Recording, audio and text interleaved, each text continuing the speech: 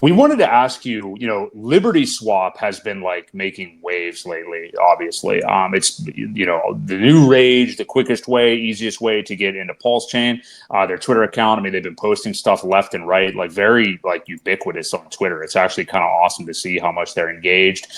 A lot of people, it was very interesting, and we talked about it on this show back when it happened, but Richard was really the first person, to our knowledge, to post about Liberty Swap at all before anybody even knew what it was. And we were just kind of like, well, this came out of the blue. What is this thing? And then we're seeing, again, kind of right on time with Richard's posts about like, there's going to be, there could be massive marketing in the next couple of months.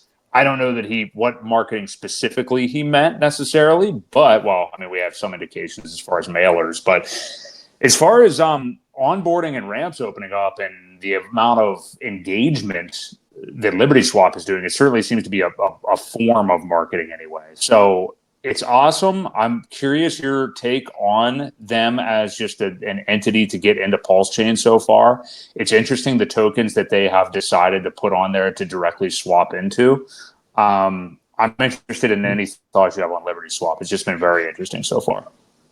They've just been kicking ass lately. It's amazing to see. I mean, they came out of nowhere. On that part, I always think that, I don't think Richard directly is behind any of these products or groups or even Pump Tires. I don't think him or directly the PulseChain devs.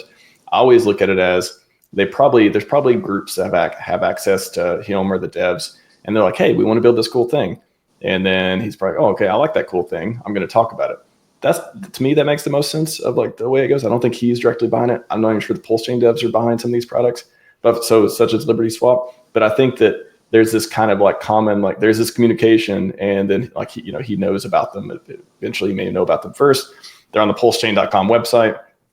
I mean, even if they have unverified contracts as of now, for the reasons they've talked about in the threads, they're on PulseChain.com. So it's kind of hard to be like, I don't know. Like I think that's, at least for me, a little bit more sign of confidence, using them, talk about them and stuff like that too. I think they're hitting the hardest problem. They're trying to solve some of the hardest problems we have in getting people on the PulseChain. I think I posted a video the other day about the guy I came across who was using like Venmo and I Cash App to with ZK P2P. And again, all this is like, okay, the process is like, go to zkp2p.io or .com or whatever, use that to get on base or something, take base and use Liberty Swap. I think a lot of these is still, even them, they talked about their roadmap, what they want to do, privacy. I talked about that during the privacy stream on Monday too. They're building all these things to make it super easy to get into PulseChain with your app, with a lot of common apps people use, with Arbitrum and Robinhood and all that stuff. So I think that same thing with Pump.Tires, Liberty Swap, all these different services that Richard's talked about are on PulseChain.com and all that.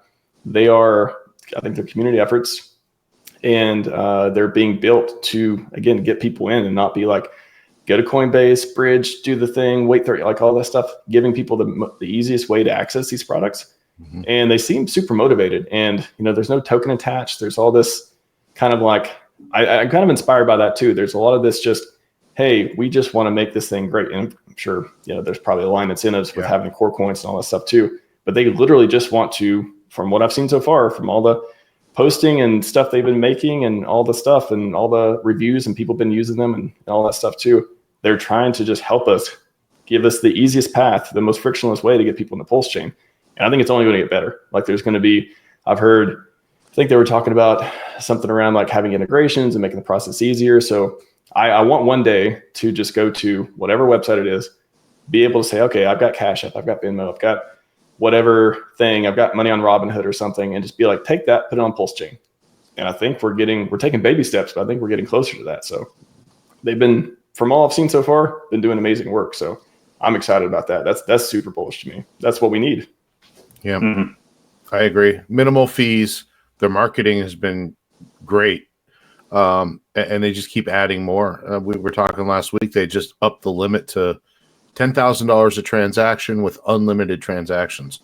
So I think that's as big as it's gotten. I mean, you could probably bridge $1 million over at once if you had it on the Ethereum chain I believe. I know there is a limit of some sort, but you could put pretty high levels over.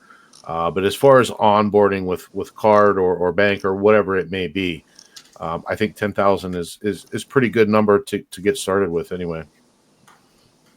I think absolutely, yeah, and just smooth transition. The fact that they're doing it through multiple chains, I think, is really huge. One thing to keep in mind also is, there's a lot of people who are, and this isn't like a negative for them necessarily, but if you are turning fiat into USDC or a stablecoin on the blockchain, you do still have to go through an exchange of some sort first. So I think that's still something out there.